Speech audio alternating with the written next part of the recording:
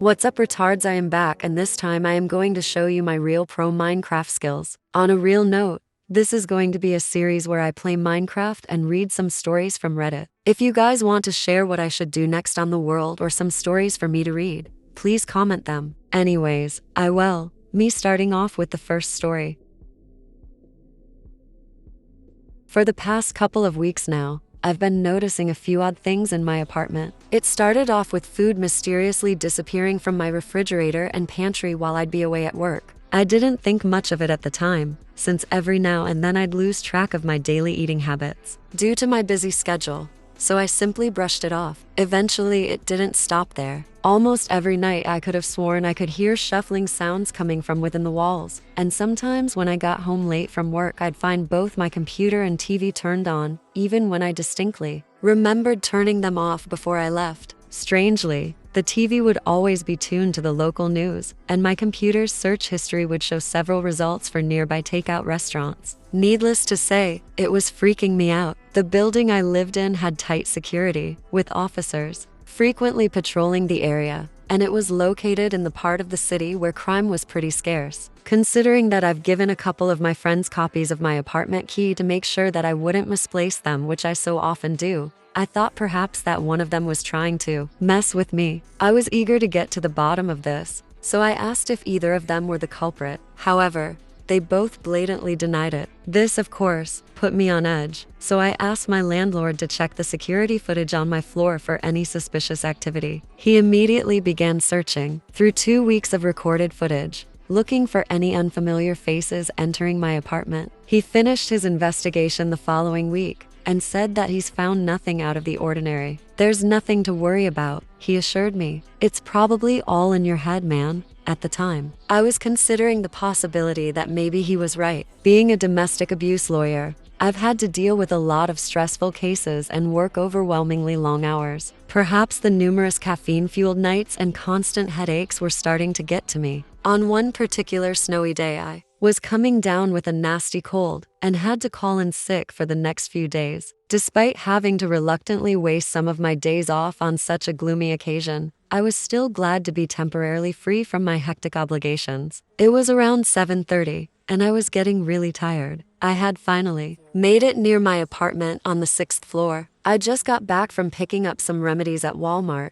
and was anticipating a nice long night of peace and relaxation. Just as I stood in front the door, I immediately heard a faint shuffling in the distances. My eyes scanned the hallway for any signs of life. Nothing. Suddenly, I could hear footsteps quickly creaking on a wooden surface. After listening in closely, I made a chilling realization of where these footsteps were coming from. Inside my apartment. This couldn't have been one of my friends, as I had recently changed the lock on my door. Due to all the strange things that have been happening, a sudden chill went up my spine, because I knew right then and there that an intruder had somehow broken in. At that moment, I felt really uneasy. I wanted to run downstairs and call for help, but I knew if I left the hallway at this point, the intruder would definitely make a break for it. Being the naive young man that I was determined to go inside, grab my gun, and try to apprehend whoever was inside. Taking in a deep breath, I slowly unlocked the door and creaked it halfway open. I was instantly hit with a powerful, ghastly odor that made me want to puke. It smelled like something had been decaying in there for quite some time. Ignoring it, I cautiously proceeded to the kitchen to grab the gun I kept hidden in the top drawer. I grabbed it and opened the lights. To my surprise, the first thing I noticed were several pizza boxes and takeout bags scattered across the ceramic tiles. This struck me as rather odd, because I knew I didn't order any takeout that day. I also noticed that there were food-covered footprints leading directly into the living room. Someone was definitely in here, and it looked like they were in a hurry to remain hidden from me. I slowly made my way into the living room with my gun at the ready. The footprints lead right next to the boarded-up wall that was stationed on the other side of the room. There were a couple half of broken planks in the middle of it that I haven't gotten around to fixing yet. Very carefully, I walked towards the wall for a closer inspection. My heart was beating with every inch I took. I stopped walking around a few feet away from it and began closely examining it. I couldn't make out anything inside, so I moved my head in even closer to search for any signs of life. Again, nothing was completely visible, as it was pitch dark inside. So this time I pulled out my phone,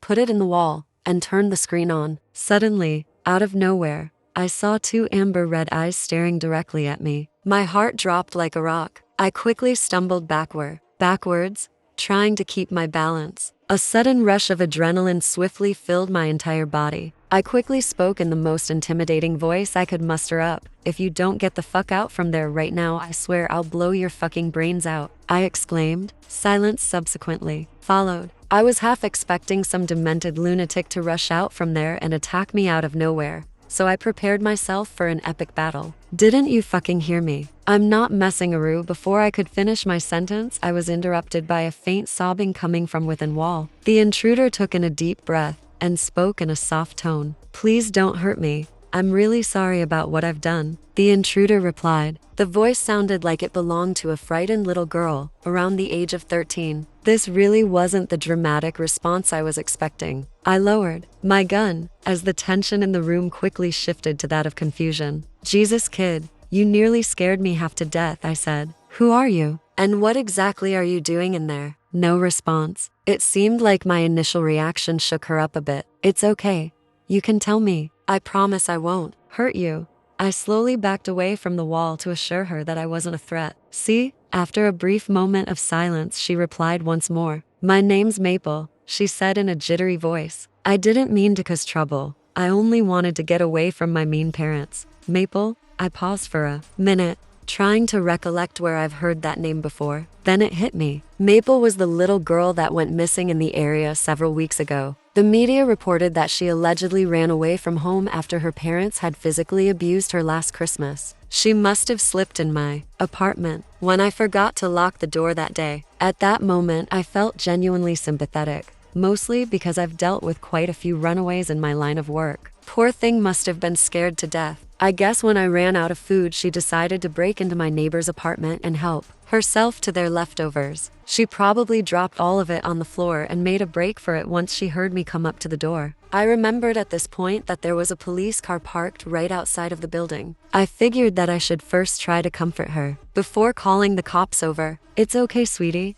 Everything's going to be all right," I assured her. "Just please, come out so I can make sure you're okay." She suddenly stopped sobbing and became quiet. Dead silence filled the room as I anxiously awaited a response. She was almost starting to freak me out. After about a minute passed, she finally said something. "Okay, but could you first put the gun on the floor and come closer? I need help getting out." Her voice sounded slightly deeper this time. The sudden shift in tension kind of threw me off. At first, I wanted to comply with her demands, but I had this strange, eerie feeling deep inside that something was off. At the time, I couldn't make out what it was though. Giving into my paranoia, I thought it was best if I just left her there while I went to go get help. "Oh, actually, just wait here, Maple. I'll be back soon with the—" "Wait, don't go," she interrupted in a surprisingly loud and desperate plea. The sudden outburst made my whole body flinch. "You can't leave me here. My ankle, it hurts really badly. I think I twisted it when I slipped on the floor. I don't think I can get out on my own. You have to get me out of here right now. This place is really creeping me out." I hesitated for a moment. Believe me, I wanted nothing more than to help her out, but there was something about her tone that made me feel like she wasn't completely telling the truth. My intuition's usually pretty good at judging whether or not someone was lying, so I was inclined to follow my gut feeling. "I'll only be a couple minutes. Hang in there, kiddo. I promise. I won't be long." I quickly ran out my apartment before she could say another word. After a brief elevator ride down, I sped across the hall, out the spinning doors, and into the freezing weather. To my relief, I found a slightly chubby officer talking to his slim partner right across the street from me. I ran towards them, eager to tell them everything that went down. Before I could make it halfway there, however, I froze. My heart sank as I remembered something that will forever send a chill down my spine. I couldn't believe I didn't realize this until now. That couldn't have been the same missing girl, because last night she was found murdered a couple blocks away. Her lifeless body was discovered stuffed inside the wall of a vacant apartment. It was all over the news this morning. Struck in awe, I was left nervously wondering who the hell was hiding in my walls this entire time. I wasted no time as I rushed to the police and frantically told them everything like a nervous wreck. At first, they thought it all sounded a bit sketchy, but after I persisted for a few minutes, they were finally persuaded to follow me and take a look. Without catching my breath, I ran back to my apartment, with the officers following closely behind. When we made it to my living room, I showed them where the intruder was hiding. The chubby officer told me to step back, as they both drew out their guns and pointed them at the wall. "This is the police. I want you to get out from there right this instant and put your hands on the ground." The officer's demands were met with silence. "You have 5 seconds to comply or else I'm dragging you out." Still nothing. The slim officer nodded, cueing his partner to go in. His partner pulled out a flashlight and slowly walked towards the wall with his gun still drawn out. I anxiously watched as he made his way to the wall and put his head inside. He began thoroughly searching both sides. "Did you find anything?" the slim officer asked. "Nope, it's all clear," he replied, "but I can tell someone's been hiding in." Before he could finish his sentence, he paused. He puts his head in deeper for a closer inspection. "Hold up.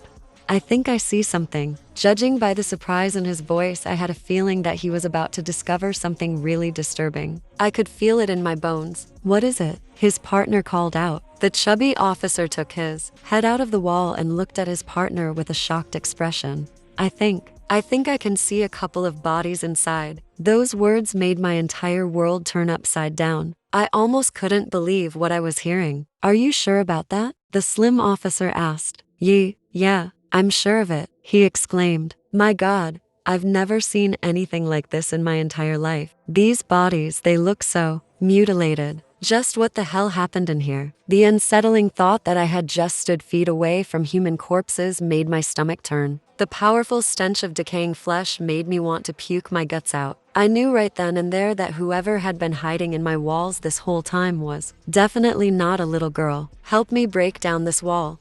One of them could still be alive." The slim officer put his gun back in his holster and walked towards the wall. I watched from about 15 feet away as they both started breaking down the old planks one by one. They quickly teared off 3 rows of them with ease, while blood started pouring out in excessive amounts. Suddenly, out of nowhere, several lifeless, dismembered bodies fell right off the wall and onto the floor. My eyes grew wide with shock. Most of their flesh looked like it was violently bitten off, and their mutilated faces were completely unrecognizable. The disturbing thought of the immense pain these victims must have suffered through was simply too much to take in. Upon taking a closer look at the type of clothes they had on, I made a chilling realization of who they were. They were all food deliverers from several nearby restaurants. I could barely make out the restaurant logos on their violently shredded and blood-soaked shirts. I wanted to look away from the gruesome sight, but there was something above the bodies that had caught my eye. It looked like there was something written in blood on the inside of the wall. At first, I couldn't make out what it said through the darkness of the room, so I slowly walked closer to read it more clearly. My entire body shook to its very core. The instant I realized what it said, "You're lucky you didn't do what I asked." It was in early November of 1997 that a series of very strange sessions led a child psychologist in Maine to contact the authorities. It began when a patient of his began to tell him about one of their friends. This friend being imaginary as far as both the psychiatrist and the boy's parents were concerned. He called his friend Mr. Smile and would talk about him at great length during some sessions. The boy called him Mr. Smile both because he would always be smiling and because when he was around, the boy said everything felt happy. He said that there was a feeling of everything being okay. The boy in question was being treated for serious issues to do with anger and depression, but when Mr. Smile was around, he said that all the anger and the sadness seemed to just disappear. He said that Mr. Smile wouldn't speak but rather just stand there, at the foot of his bed. He smelled like candy floss, and just by being there he made the boy feel calm and safe. The psychiatrist assumed this imaginary friend was some sort of coping mechanism the boy had developed to deal with the problems at home that had led to his violent temper, and thought nothing much of it. Until another patient, a girl of about 9 years old, also began talking about her imaginary friend, Mr. Smile, and then a boy of 7, and then a boy of 12, and then a girl of 11. All in all, close to 15 separate patients all began to talk to him about Mr. Smile. The first few he'd put down to coincidence. After all, many children have imaginary friends, and the name and description of Mr. Smile were just generic enough that it didn't concern him too much at first. But as more and more of his patients told him about Mr. Smile, he began to grow concerned. He asked for more details. Every single one of them described him the same way, using the exact same words. Now there was no way that all of these children could be in contact with each other. 5 of them, for instance, were currently being homeschooled and, according to their parents, when he spoke to them, never really even left the house, except when it was to accompany them on shopping trips and the like. There was no way that every single one of these kids could have rehearsed or prepared their statements together, which led him to a deeply disturbing conclusion. He spoke privately with each of the children's parents one at a time. He avoided disclosing too much information, but told them that something troubling had cropped up in multiple sessions with various patients and that he believed that there was a chance their child was at risk. He asked for their permission to discuss matters with the authorities, and the parents gave their consent, provided they were kept in the loop as to what was going on. And so, over the course of the next week, the police came and talked to the children about their friend. They asked for details about his appearance, which they couldn't seem to describe apart from the smile, and that he was not like them, how he got into their house, anything he said or did while he was there. Because by this point, the psychiatrist, the parents, and the police were all convinced that Mr. Smile was quite real and quite dangerous. The authorities had checked to make sure there were no known predators living in the area, which they had confirmed was not the case. But it was quite clear that whoever this Mr. Smile was, he was a real person who had been sneaking into the homes of these children. At night, none of the children claimed to know how he got in. They said they would just wake up and he'd be there at the foot of their bed. Sometimes they said he would be singing something, but not in English. It sounded like a lullaby, they said. It made them feel safe. Finally, the children were asked to draw Mr. Smile, as they couldn't put into words how he looked. Each and every one of the children picked up a red crayon and proceeded to color in the entire page until it was just a rectangle of red. When asked about this,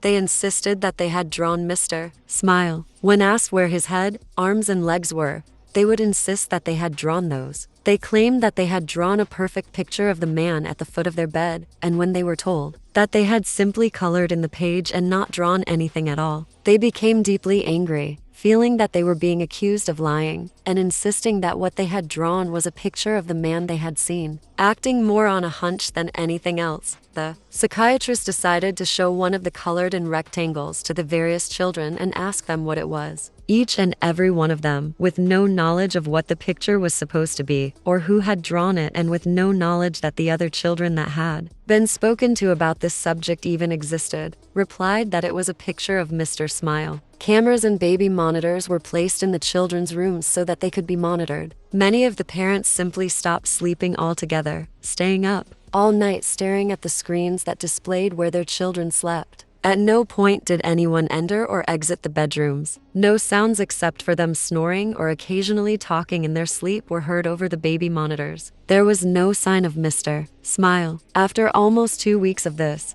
many of them began to doubt that Mr. Smile had ever existed. Other psychiatrists since have put the whole thing down to some strange shared delusion that, while it couldn't be explained yet did not have any basis in reality. Some suggested that maybe this whole Mr. Smile thing had its basis in a TV show or film that the children had all watched, leading them all to dream up something similar. Then one of the boys went missing. The camera in his room had gone dead at around 2 in the morning. His mother had run to check in on him, only to find his room empty. It had literally taken her less than a minute to run to his room. There was no possible way for him to leave or be taken and be out of her sight in the time it took her to leave her bedroom and run towards his. But he was gone. She said there was a smell like cotton candy in the room. The search for the boy turned up nothing. No one had seen anything strange or unusual around the home before or during the disappearance, and no trace of him was ever found. It was less than a week later that one of the girls who had spoken of Mr. Smile vanished as well. Then another of the boys. One by one, each of them began to disappear, until only 4 remained. The 4 remaining children began to talk about how Mr. Smile and his friends were going to take them away soon. When asked about these friends, they talked about how Mr. Smile lived with the other smiling men in the happy place and that he would take them there soon. They said that there were lots of people there already, and that in the happy place everything was beautiful. They said that they knew about it because Mr. Smile talked to them in their heads because he couldn't talk like other people did, and that he would show them pictures in their heads of the place they were going. Things began to get increasingly disturbing. After a few weeks, the children began complaining of headaches and nausea. Their schools reported that they had begun to suffer hallucinations, and 2 of them started complaining that they didn't like the place that Mr. Smile was showing them anymore. One began screaming for half an hour, acting as if they were having a fit and screaming for the colors to stop, that the colors were horrible and that they needed them to go away. One of the children claimed that Mr. Smile was talking to them in their head all the time now, and was telling them things, terrible things, but that they couldn't talk about it, that they mustn't because then their parents would know about the terrible things too. The psychiatrist asked them to write down what Mr. Smile was saying, promising that he would show it to no one, managing to gain the trust of one of the boys enough that he agreed. The contents of the book are known only to him and the authorities, but whenever anyone involved has been asked about it, they just get real quiet and quickly find an excuse to change the subject. The children stopped sleeping. Footage from the security cameras showed them sitting bolt upright, their eyes unblinking, just staring at the wall without moving or making a sound. Sedatives did nothing. One of the girls began cutting strange circular marks into her skin, while 2 of the boys ceased communicating in English altogether. The language they spoke was never identified, and despite numerous people being asked to listen to them, they could not translate what they were saying. By the start of 1999, all 4 of the children had vanished into thin air. There was no trace of who took them. Searches have turned up nothing to this day, with no indication of where they are or if they're even dead or alive. No suspects have ever been found either. All 4 of them appeared to simply vanish into thin air, much like the others, all of whom also remain missing, their disappearances unexplained. They told us it was the greatest technological achievement in human history. They told us it would forever change our role on the cosmic stage. They told us it would lead to a golden age of exploration, prosperity, and expansion. They were lying. Even after the expenditure of untold billions of dollars on research and development, the world was still shocked when the first positive results came through. Faster than light travel was possible. By establishing certain quantum field configurations, engineers successfully caused a spaceship to jump over 1,000,000 kilometers in a literal instant. It was on that day, supposedly, that humankind's place in the universe was forever changed. We were now a spacefaring civilization. We exploded into interstellar space. Bolstered by a sense of global unity, we launched enormous development projects to mine exosolar planets and unveil an untold wealth of resources. We established colonies outside the solar system and built an interstellar confederation. Armed with the jump drive, all distances were equivalent. This tool fueled an era of growth unparalleled in human history. They told us how the drive worked. A configuration of quantum fields pushed the ship into alternate layers of spacetime, extra dimensions where superluminal transit was possible. They were lying. I'm a theoretical physicist. I've read their papers. Their theory is bullshit. Anybody who has played a badly developed computer game has experienced bugs and glitches. You might be in one room, and suddenly your character jumps to an entirely different location in the virtual world. A programming error or oversight has caused the physics, if you will, of the game world to malfunction. For the last 10 years, I've carefully studied the mechanics of the jump drive. I can only come to one conclusion. The drive is exploiting glitches in the universe. The physics of faster than light travel follows exactly the patterns you would expect if the universe was programmed and the software was glitching. Project Omega, the government research program for investigating superluminal transit, was simply a study of how to exploit these glitches by creating certain specific configurations of fields and particles that would trigger the software bug. The universe is inside a computer, and the programming apparently seems similar to that of an open-world video game. They told us that superluminal travel was becoming ever cheaper, and soon would be available to the masses. They told us that the technological components needed to craft the jump drive were exponentially becoming inexpensive. They told us that, in the spirit of Moore's law, the cost of TTL transit would fall every year. They were lying. The glitches are simply becoming more common, easier to exploit. The bugs are piling up. I've carefully studied the physics, and I can only come to one conclusion. The software is rapidly becoming a corrupted file. I must have been 6 or 7 when I lived in Lebanon. The country was ravaged by war at the time, and murders were common and frequent. I remember during a particularly vicious era, when the bombings rarely stopped. I would stay at home sitting in front of my television watching a very, very strange show. It was a kids' show that lasted about 30 minutes and contained strange and sinister images. To this day, I believe it was a thinly veiled attempt on the part of the media to use scare tactics to keep kids in place, because the moral of every episode revolved around very uptight ideologies. Stuff like, bad kids stay up late, bad kids have their hands under the covers when they sleep, and bad kids steal food from the fridge at night. It was very weird, and in Arabic to top it off. I didn't understand much of it, but for the most part, the images were very graphic and comprehensive. The thing that stuck with me the most, however, was the closing scene. It remained much the same in every episode. The camera would zoom in on an old, rusted, closed door. As it got closer to the door, strange and sometimes even agonizing screams would become more audible. It was extremely frightening, especially for children's programming. Then a text would appear on the screen in Arabic reading, "That's where bad kids go." Eventually, both the image and the sound would fade out, and that would be the end of the episode. About 15 or 16 years later, I became a journalistic photographer. That show had been in my mind all my life, popping up in my thoughts sporadically. Eventually, I'd had enough and decided to do some research. I finally managed to uncover the location of the studio where much of that channel's programming had been recorded. Upon further research and eventually traveling on site, I found out it was now desolate and had been abandoned after the big war ended. I entered the building with my camera. It was burnt out from the inside. Either a fire had broken out or someone had wanted to incinerate all of the wooden furniture. After a few hours of cautiously making my way into the studio and snapping pictures, I found an isolated, out-of-the-way room. After having to break through a few old locks and managing to break the heavy door open, I remained frozen in the doorway for several long minutes. Traces of blood, feces, and tiny bone fragments lay scattered across the floor. It was a small room and an extremely morbid scene. What truly frightened me, though, what made me turn away and never want to come back, was the bolted, caged microphone hanging from the roof in the middle of the room.